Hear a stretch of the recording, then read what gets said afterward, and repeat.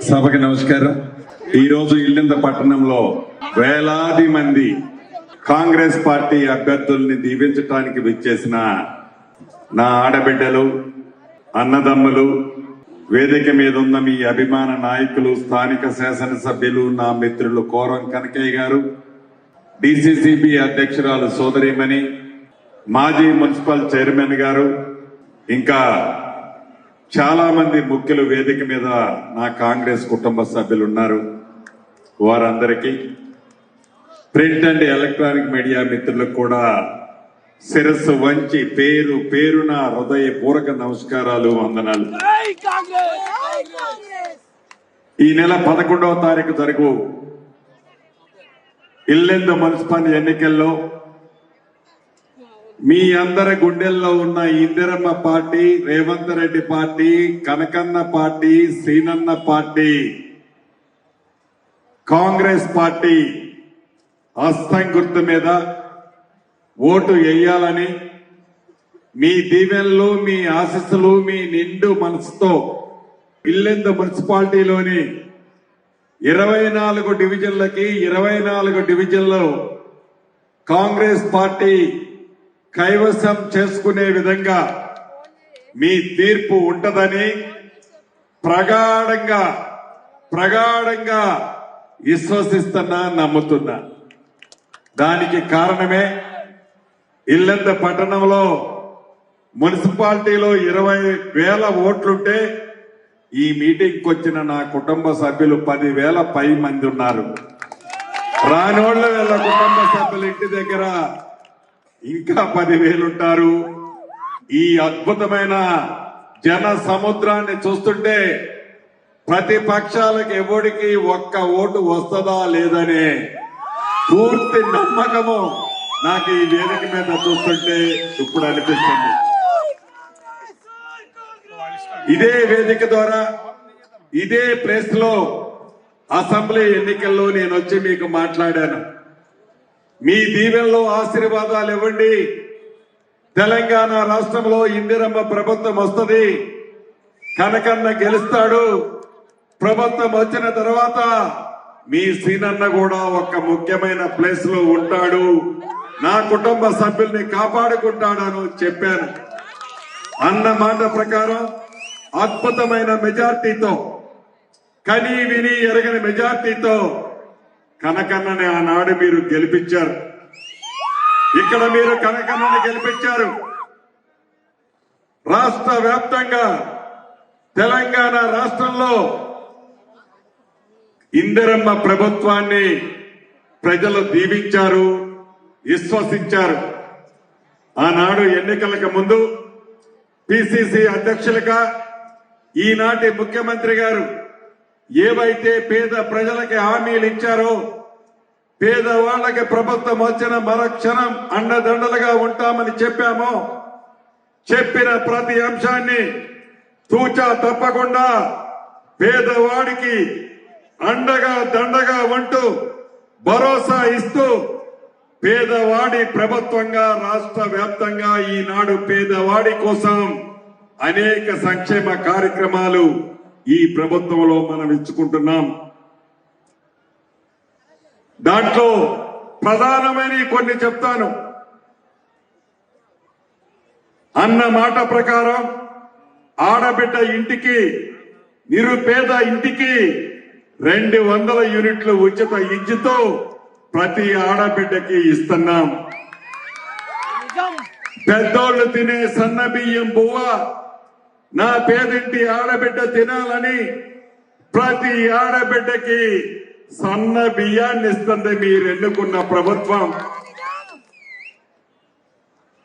నా ఆడబిడ్డ ఆర్టీసీ బస్సులో అమ్మింటికెళ్ళినా, అమ్మోరు దగ్గరికి వెళ్ళినా ₹1 అంటే ₹1 బస్సు ఛార్జీ లేకుండా ఆర్టీసీ బస్సులో బస్సు సౌకర్యాన్ని కల్పించాం. ఆనాటి 10 సంవత్సరాల పరిపాలనలో, ఆ దొరల పరిపాలనలో పేదోడికి రేషన్ కార్డు ఇవ్వాలనే బుద్ధి లేకపోతే మీ దీవెనలతో ప్రజా ప్రభుత్వం వచ్చిన తర్వాత అర్హులైన ప్రతి పేదవాళ్లకి కొత్త రేషన్ కార్డులు ఇచ్చుకున్నాం.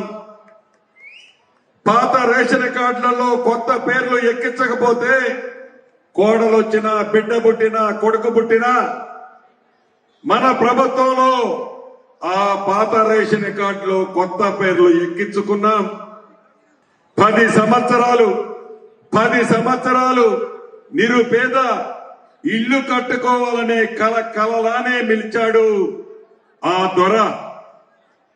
ఎక్కడ ఎన్నికలు వచ్చినా, ఎప్పుడు ఎన్నికలు వచ్చినా టీవీల్లో, పేపర్లో బొమ్మలు చూపించి ఈ ఎన్నికలైన తర్వాత ఇటువంటి డబుల్ బెడ్రూమ్ నీకు ఇస్తాను, ఒక బెడ్రూమ్ లో నీ అల్లుడు బిడ్డ ఉంటాడు, ఇంకొక బెడ్రూమ్ లో నీ కొడుకు కోడలు ఉంటారు, కోళ్లు ఆ మూల కప్పెడతావు, మేకను ఎక్కడ కట్టెడతావు అని బొమ్మలేసి చూపించాడే తప్ప ఆ పేదోడి కలలానే వదిలేసిపోతే ఈ ప్రజా ప్రభుత్వం వచ్చిన తర్వాత మొదటి సంవత్సరం 4.5 లక్షల ఇళ్లు ఇచ్చి మన ఇల్లిందు నియోజకవర్గానికి కూడా 4,500 ఇళ్లు ఇచ్చాం. అది మొదటి విడత. రేపు ఏప్రిల్లో 2వ విడత ఇస్తాను, 3వ విడత ఇస్తాను, 4వ విడత ఇస్తాను రాబోయే 3 సంవత్సరాలలో. అంటే ఇచ్చింది కాక ఇంకా 3 విడతలు నిరుపేదలకి ఇందిరమ్మ ఇల్లు ఇవ్వటం జరుగుద్ది. ఇక్కడ ఏ ఒక్కళ్ళకి ₹1 కమిషన్ ఇవ్వాల్సిన అవసరం లేదు. ప్రతి సోమవారం 5 లక్షల్లో మీరు కట్టిన ఇంటి లెవెల్ను బట్టి టెన్షన్ గా మీ ఖాతాలోకి డబ్బులు పంపిస్తున్నాడు మీ సీనన్న ఆ శాఖ మంత్రిగా. అంతేకాదు, ఏ నిరుపేదలైతే ఉన్నారో ఆనాడు కాంగ్రెస్ ముఖ్యమంత్రిగా రాజశేఖర్ రెడ్డి గారు ముఖ్యమంత్రిగా ఉన్నప్పుడు పేదవాళ్లకు ఇళ్ల స్థలాలు ఇచ్చాం మన కాంగ్రెస్ ప్రభుత్వంలో. గడిచిన 15 సంవత్సరాలలో ఏ నిరుపేదకి 1 గజమ కూడా ఇళ్ల స్థలం ఇచ్చిన సందర్భం లేదు. ఈ ప్రభుత్వం రెవెన్యూ శాఖ మంత్రిగా చెప్తున్నా, ప్రభుత్వ భూములు ఎక్కడైతే ఉన్నాయో, నివాసానికి యోగ్యమైన భూములు ఎక్కడైతే ఉన్నాయో, నా పేదింటి ఆడబిడ్డకి ఇళ్ల స్థలం ఇచ్చి ఇల్లిచ్చే బాధ్యత కూడా నాదే. అంతేకాదు, ఆనాటి ద్వారా పేదోడికి ఇల్లు కట్టిస్తే నాకేమి లాభం, నాకేమి కమిషన్ వస్తుంది, కాళేశ్వరం కడితే నాకు 1,00,000 కోట్ల కమిషన్ వస్తుందని కూలిపోయిన కాళేశ్వరం అయితే కట్టాడే కానీ ఈ పేదోడి కలగానే మిగిల్చాడన్నది నేను ప్రత్యేకంగా చెప్పనవసరం లేదు. అంతేకాదు, పేదవాళ్ల పిల్లలు మంచి చదువులు చదివించాలని ఈ ప్రభుత్వం తపనతో పేదోళ్ల పిల్లలు హాస్టల్లో చదువుకునే పిల్లలకి ఆనాటి ప్రభుత్వం సరిగా బువ్వ పెట్టకపోతే 40% డైట్ ఛార్జీలు పిల్లల ఫుడ్ కోసం ఇచ్చాం. పేదోడి ఆడపిల్లలు హాస్టల్లో ఉండే వాళ్ళకి కాస్మెటిక్ ఛార్జీలు 200% పెంచాం. ఆనాడు రెసిడెన్షియల్ స్కూల్స్ అని చెప్పిన స్కూల్స్ అన్ని కూలిపోయిన కోళ్ల ఫారాలు, మూతపడ్డ రైస్ మిల్లుల్లో పెడితే అనేక పాము కాట్లకు గురై నా నిరుపేద కుటుంబంలోని భావి భారత పౌరులు చాలా మంది చనిపోయారు. దాన్ని చూసి చలించి ఈ ప్రభుత్వం ప్రతి నియోజకవర్గానికి 200 కోట్లతో అత్యంత అధునాతనమైన ఇంటర్నేషనల్ ఇంటిగ్రేటెడ్ స్కూల్స్ ప్రతి నియోజకవర్గానికి యుద్ధ ప్రాతిపదిక మీద కడుతున్నాం. మన ఇల్లిందు నియోజకవర్గంలో కూడా పని మొదలెట్టాం. అతి కొద్ది రోజుల్లోనే దాన్ని పూర్తి చేసుకుంటున్నందుకు చెప్పడానికి సంతోషిస్తున్నాను.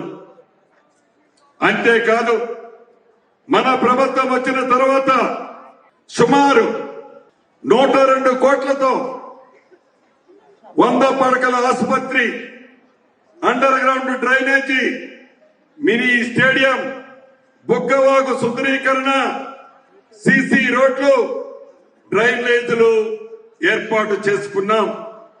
ఇందాక చెప్పినట్లు 200 కోట్లతో ఇంటర్నేషనల్ ఇంటిగ్రేటెడ్ స్కూలు ఇప్పటికే ప్రారంభించుకున్నాం. గతంలో ఐటీఐలు ఉండే, ఐటీఐలు అంటే టెక్నికల్ గా చదువుకున్న పిల్లలకి మంచి సబ్జెక్ట్ అది. అటువంటి ఐటీఐ ప్లేస్ లో ఏటీసీలను ఏర్పాటు చేస్తున్నాం. సుమారు 45 కోట్లతో మొన్ననే ప్లేస్ కూడా చూశాం. ఈ ఎన్నికల కోడ్ తర్వాత దాన్ని కూడా పనులు ప్రారంభించుకుంటున్నాం. అంతేకాదు ఇక్కడ కొన్ని కుల భవనాలు పెండింగ్ లో ఉన్నాయి. దానికి కారణం భూమి లేదని వచ్చేటప్పుడు ఎమ్మెల్యే గారు అడిగారు. ప్రభుత్వ భూమిని గుర్తించమని చెప్పాను. ప్రభుత్వ భూమిని గుర్తించి కుల సంఘాలకు భవనాలు ఏవైతే ఉన్నాయో వాటిని కట్టించే బాధ్యత నేనే తీసుకుంటానని కూడా ఈ వేదిక ద్వారా మీకు తెలియజేస్తున్నాను. అదే రకంగా ఇక్కడ ప్రధానమైన సమస్య ఒకటి ఉంది. ఇది సింగరేణి ప్రాంతం. ఈ సింగరేణి ప్రాంతంలో ఆనాటి కాంగ్రెస్ ముఖ్యమంత్రి రాజశేఖర రెడ్డి గారి టైంలో 76 జీవో ప్రకారం ప్రభుత్వ స్థలాలు, సింగరేణి స్థలాలు ఏవైతే ఇళ్లు కట్టుకున్నారో వాటిని కొన్ని రెగ్యులైజేషన్ చేశాం. ఇంకా కొన్ని పెండింగ్ ఉన్నాయి. మన ఎల్లిందులోనే కాదు, కొత్తగూడెంలోనే కాదు, సింగరేణి ఉన్న అనేక ప్రాంతాల్లో పెండింగ్ ఉన్నాయి.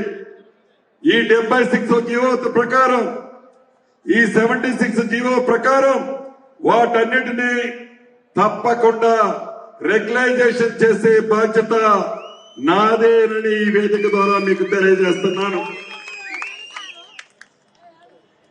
ఈ మధ్యనే నేను చూశాను ఇల్లిందులో రాజీవ్ గృహకల్ప, మొండిగోడలతో ఉన్న డబుల్ బెడ్రూమ్ రూములు, ఈ రెండింటినీ పూర్తి చేసి అతి కొద్ది రోజుల్లోనే ఇళ్ల స్థలం లేని నిరుపేదలకి ఈ బెడ్రూమ్లు ఇచ్చే బాధ్యత, రాజీవ్ స్వగృహ ఇళ్లు ఇచ్చే బాధ్యత నాదేనని ఆ శాఖ మంత్రిగా మీకు తెలియజేస్తున్నాను.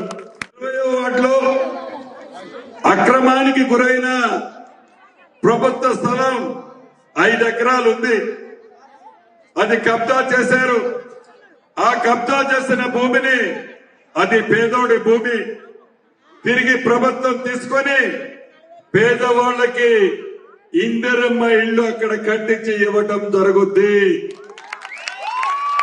అదే రకంగా Govinda centre government high school దగ్గర ముస్లిం మైనార్టీ సోదరులకి షాదీఖానా భవనం కొరకు నిధులు మంజూరు చేశాం. అక్కడ కట్టిస్తామని కూడా ఈ వేదిక ద్వారా నా ముస్లిం మైనార్టీ సోదరులకి తెలియజేస్తున్నాను. ఇక్కడ సింగరేణి ఓసి, పూసుపల్లి ఓసిని కూడా సింగరేణి ద్వారా దాన్ని కూడా ప్రారంభించే కార్యక్రమాన్ని రాష్ట్ర ప్రభుత్వ పక్షాన చేపడతామని కూడా ఈ వేదిక ద్వారా మీకు తెలియజేస్తున్నాను. మీకు కొన్ని విషయాలు చెప్పాలనుకుంటున్నాను. స్థానిక ఎమ్మెల్యే మీ వాడు, ఎంపీ మీ వాడు, మంత్రి మీ సీనన్న మీ వాడు, ముఖ్యమంత్రి రేవంత్ రెడ్డి మీ వాడు, ప్రభుత్వమే మీది. ఇక రంగురంగుల కండవలు వేసుకొని టింగ్ టింగ్ అంటూ మీ దగ్గరకు వస్తున్నారు. మేము ఇచ్చేస్తాం అది చేస్తామని చెప్తున్నారు. ఇందాక కనకన్నట్టు 10 సంవత్సరాలు ఉన్ననాడు నువ్వు ఏమీ ఎలగబెట్టలేకపోయావు. ఇవాళ ప్రతిపక్షంలో ఉన్నావు. ఏ అధికారం ఉందని ఈ పేదోళ్ళని మళ్ళీ మోసం చేయాలని చూస్తున్నావు? చెప్పేదానికైనా మేము వినటానికైనా నీకైనా ఉండాలి, మాకైనా ఉండాలి. ఏ పని చేయాలన్నా ప్రభుత్వం మీది. ఎమ్మెల్యే చెప్పిన పని ఈ ప్రభుత్వం చేస్తది. స్థానికులు మీరు ఈ మున్సిపాలిటీలో 24 గెలిపిస్తే మీ ఎమ్మెల్యే ఇల్లిందలో ఏవైతే మిగిలిపోయిన సిమెంట్ రోడ్లు గాని డ్రైన్లు గాని అస్తవ్యస్తంగా ఉన్న తాగునీరు వ్యవస్థను గాని ఇందిరం ఇల్లు ఇచ్చే మంత్రి ఎవరయ్యా? నేనే కదా. ఇళ్ల పట్టాలు ఇచ్చే మంత్రి ఎవడయ్యా? నేనే కదా.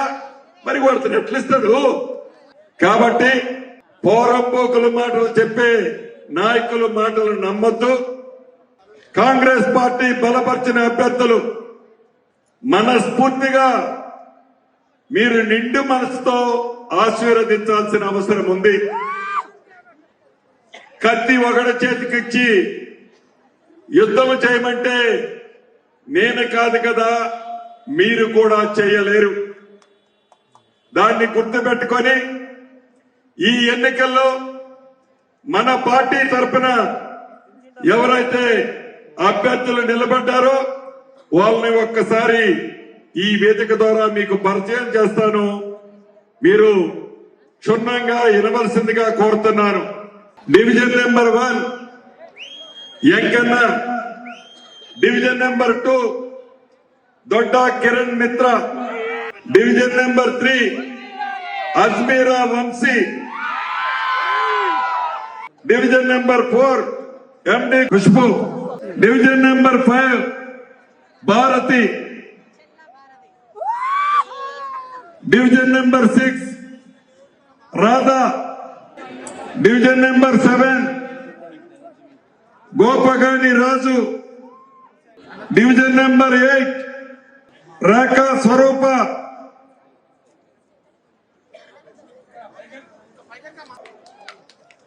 Division number 9 Padmakka, division number 10 Karthik,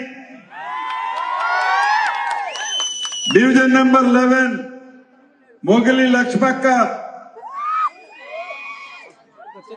division number 12 Ramyamma, division number 13 Sai Sudharani, division number 14 Upendra చెల్లెమ్మ, division number 15 Sonibai,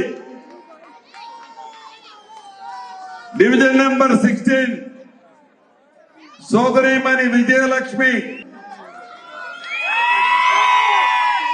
division number 17 Pentela Raju, division number 18 Narandula Krishnakumari, division number 19 Patti Swapna, division number 20 Mohammed Jafar, division number 21 Neelapu Ramesh, division number 22 Ankepaka Naveen Kumar, division number 23 Kondapalli Saritha, division number 24 CH శృతి.